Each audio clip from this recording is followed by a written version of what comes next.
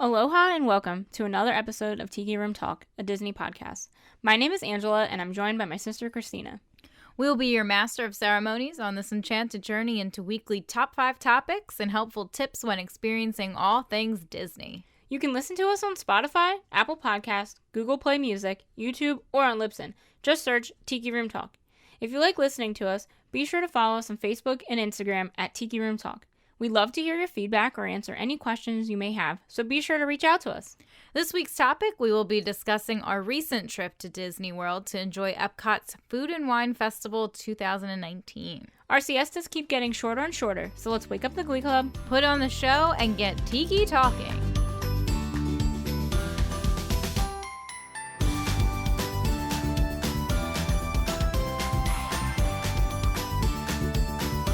Welcome back to another episode of Tiki Room Talk. Teen, how goes it today? Not so great, Ange. I'm missing Disney already. Always missing Disney. Always. But on this episode, it is a special topics episode because we recently had the pleasure of visiting Walt Disney World.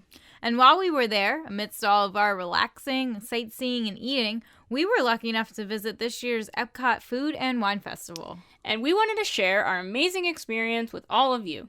This is the 24th year of the Epcot Food and Wine Festival, and we were very excited to see and do all the new activities that Disney had in store for us. In many ways, this was the most delicious food and wine festival that we've been to. We hope that you enjoy this special episode about our recent trip, and we hope that it can be informative. We're going to jump right into it and tell you just a little bit about some history of the Food and Wine Festival. So, the Food and Wine Festival is an annual event that has been taking place each fall since 1996, and it has grown to something huge. I mean, I think everybody knows the Food and Wine Festival, as opposed to the other ones. I mean, like, all the other festivals are big, but Food and Wine is the one that I think everybody knows. It's certainly the longest, and it seems to be getting longer each year. In fact, this year it was, I think, the record-breaking longest it's ever run.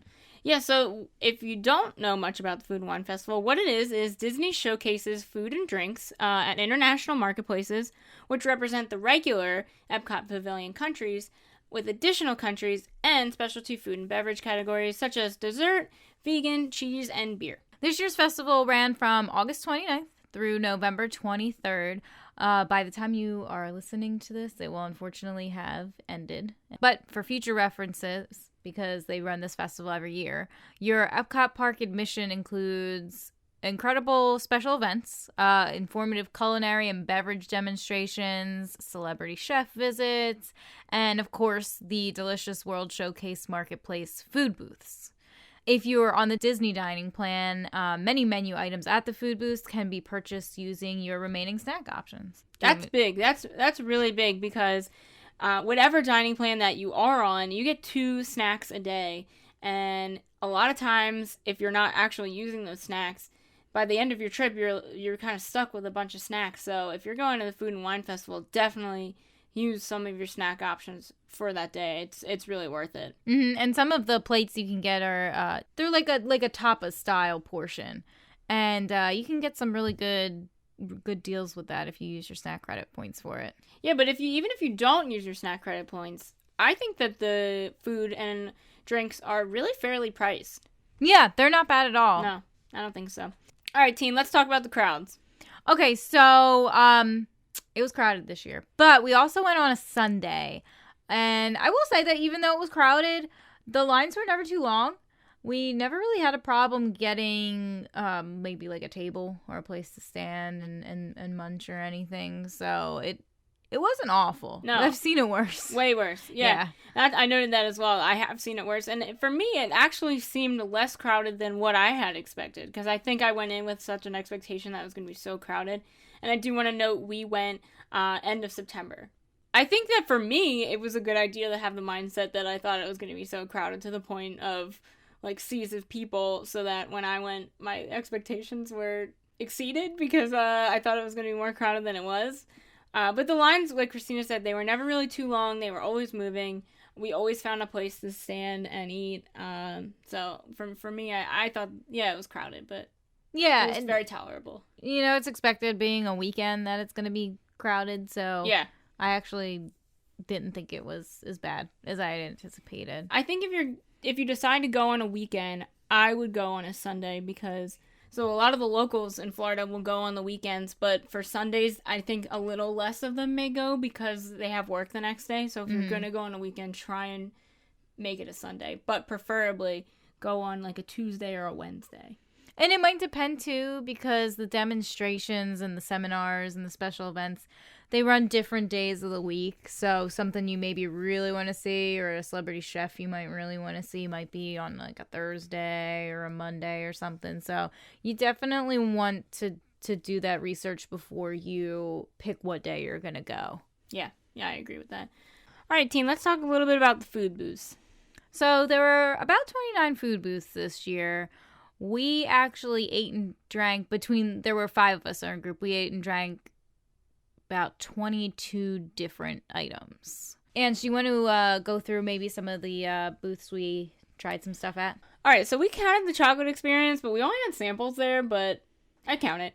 Yeah. I counted it. The Cheese Studio, we ate at the Wine and Dine, Hawaii, Shimmering Sips, Australia, India, Africa, Italy, Japan, Brazil, France, Canada, and Appleseed Orchard.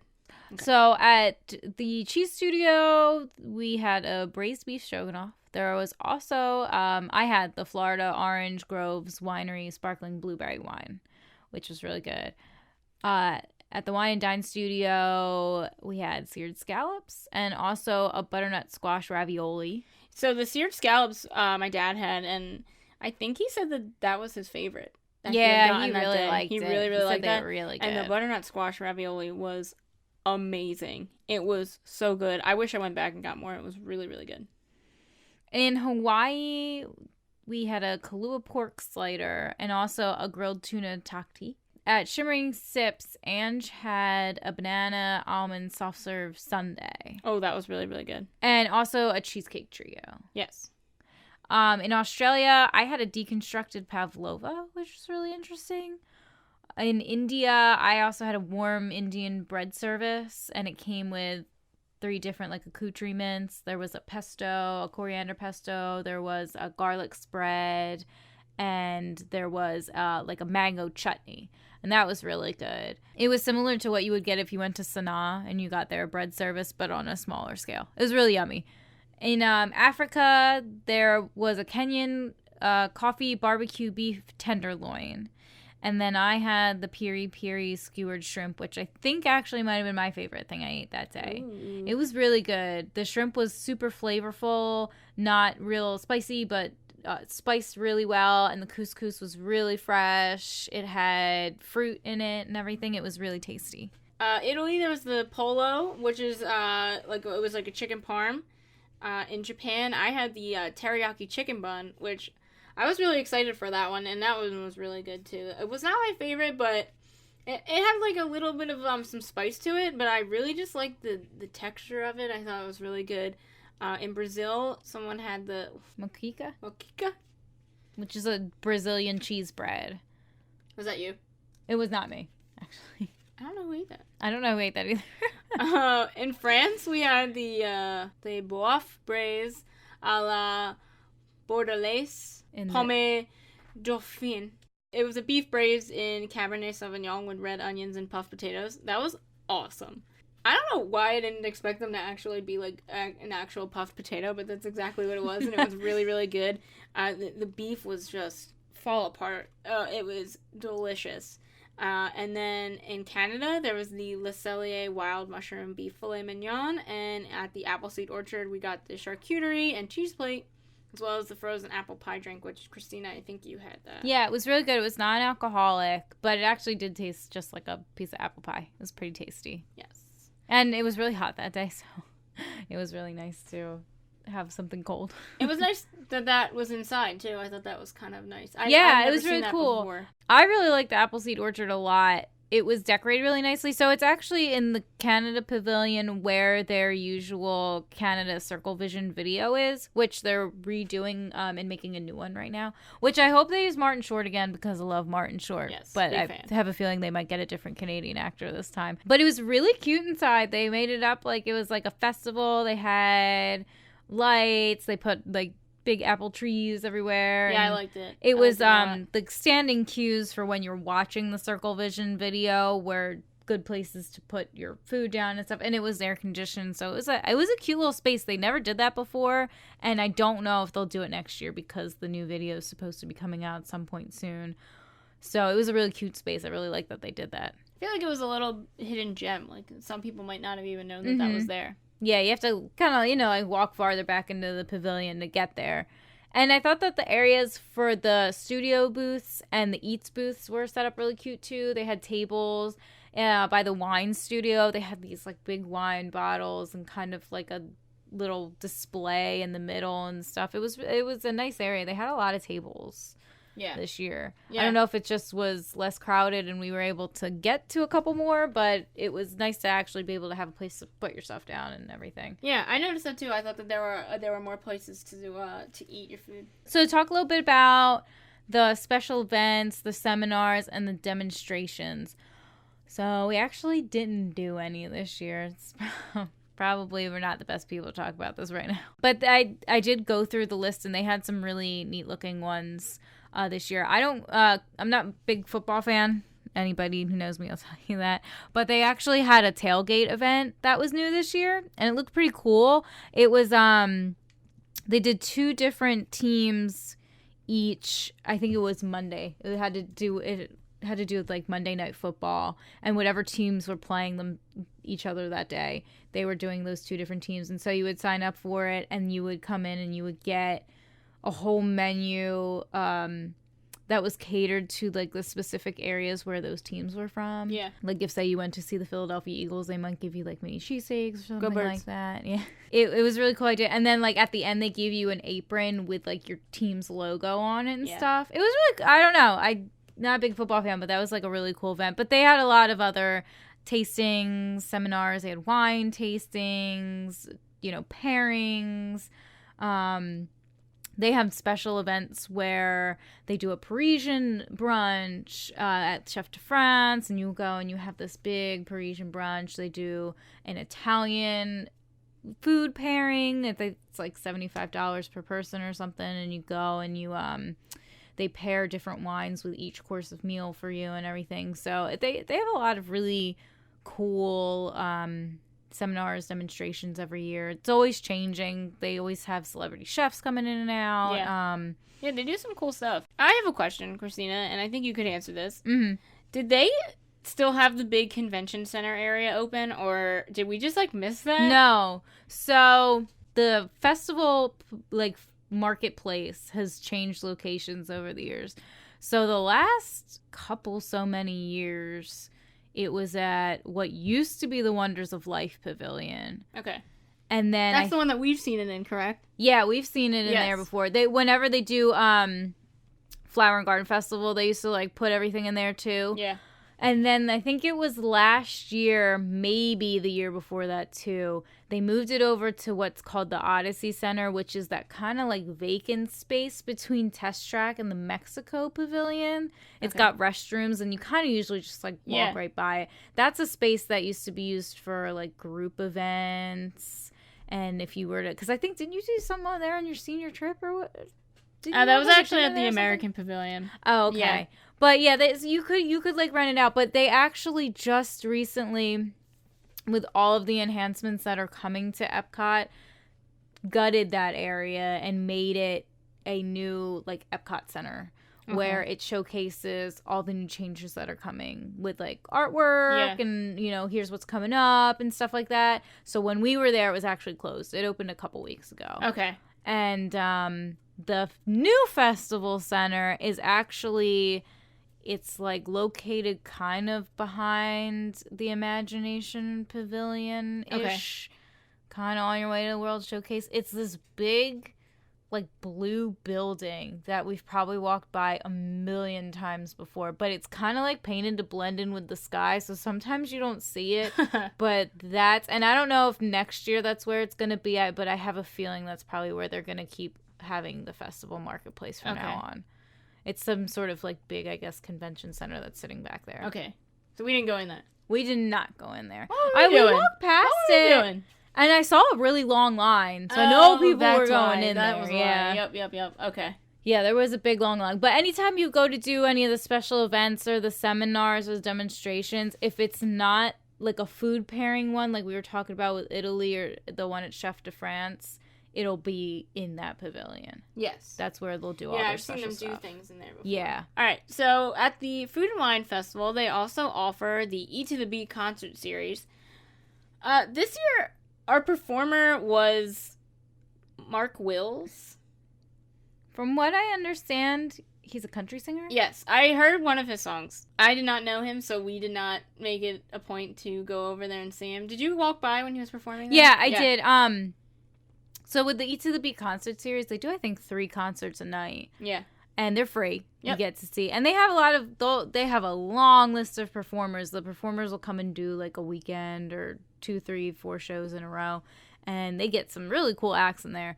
I walked by when Mark Wills was performing, and I heard him singing a chunk of Rainbow Connection. And it was really good from what I saw. You have to forgive me. I'm not a big country music fan, so I'll be honest, I had no idea who he was. I as well. But they're always rotating new acts. They always have returning people too, like really popular ones. Yeah, so to name a few, they have Plain White Tees, who we have seen before. Mm-hmm. Starship. We built this city. Mm-hmm. Yeah. Postmodern Jukebox, which I've actually seen them in concert, and if you have not ever listened to them, I highly recommend listening to them. They do covers of like modern songs, but in older styles. They're really awesome. So listen to Postmodern Jukebox. Little plug for them. Baha Men was there this year. Billy Ocean, Hanson, Boyz II Men, The Hooters, Sugar Ray, and a lot more. Those are just some of the bigger ones that were there. But they have a ton of acts that go. And even if you don't know who they are, I'd recommend just like either walking by when they're performing or just taking a seat and watching them, because it's always a good show. You can, if you're interested in getting a very good seat for the show, they do E to the Beat concert series packages where you'll pay to have a prefix dinner at a certain restaurant. You can pick. There's several different choices of restaurants you can pick throughout the park. You can actually do a breakfast, lunch, or dinner, and it'll give you passes that will get you tickets to a reserve section, so you don't have to worry about having to wait for seats, or maybe they're running out of seats. Some of the bigger acts that are real popular will fill up really quickly. You know, people will be waiting in line and stuff like that, and so you'll be guaranteed a spot if that's something you're interested in. If not, like, I just recommend getting there a little bit earlier. They do like a 5:45 show, and that one's usually not as crowded as say the like 8:30 one. And they do a good long set. It's I don't know. I think they're a lot of fun. They're free concerts. I like them. I know. And it's just someone else you can cross off your like concert list. Yeah, we saw Smash Mouth one year. Oh yeah, that was a good one. That was a good one. People I wouldn't usually have like seen. And I think that's really cool. Yeah, they do a lot. Wasn't Gary Puckett? I think he was the Flower Power. They do a Flower Power Flower and Garden Festival. All right, so event merchandise. We've seen some cool stuff. What did you see that you liked, Teen? Well, they always change the logos and the designs and stuff every year. This year, their designs had a lot of light pinks and a kind of like a rose gold, and they were really cute. There was actually this really cute pie plate that I saw that had the 2019 Food and Wine Festival logo with Mickey and Minnie on it. That was really cute. They always sell like oven mitts and kitchen supplies items and stuff. Really cute thing. They had a lot of Chef Minnie and Mickey stuff where they're in their little chef outfits, which Minnie's wearing pants. It's a big deal now that Minnie wears pants. Mm-hmm. Did you hear about that? For the cruise. It was the cruise line. They debuted Minnie. It was the first Minnie to ever have pants on. So yeah, Minnie's got pants. Minnie has pants. She's Chef Minnie with pants. But they have Minnie and Mickey on shirts, cookingware, ornaments, and mugs, and all kinds of stuff. So much more than that. And I saw a really cute stemless wine glass that said "Taste Your Way Around the World," which I thought was really cute. And they had that saying on a couple other things, and it was written. It was written like inside the Disney globe, which I thought was really cute. Yeah.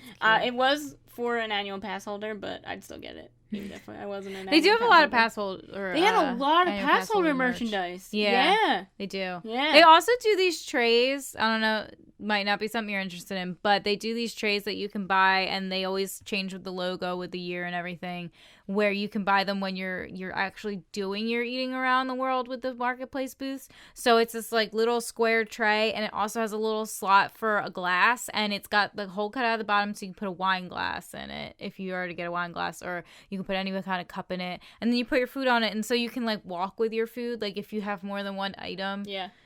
Or if you're like sitting at a table, you can put everything in there. And I've actually gotten one previously. I use it sometimes when I'm like in my apartment and I want to like sit on your couch, eat on my couch and like a snack on my couch, because it's just like a little tray and you can put your glass in there and everything. It's really cute. They do them every year too. I also heard on a vlog that I watched that this person recommended bringing your own tray.